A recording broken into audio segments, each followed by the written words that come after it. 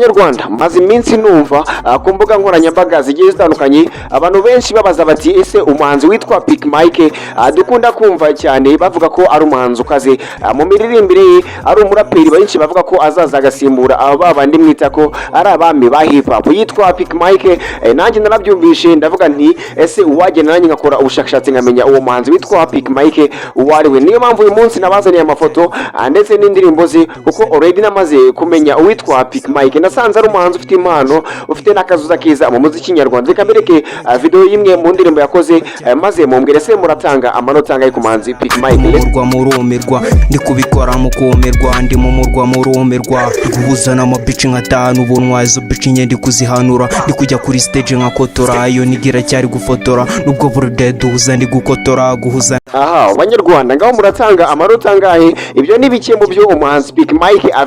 afite indirimbo nyinshi cyane atarasohora kubera ubushobozi gusa abo banyarwanda mujye kuri YouTube channel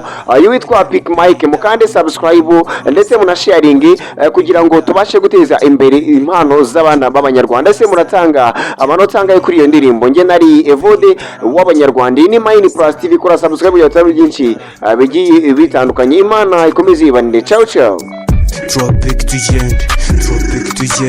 Tropic tugende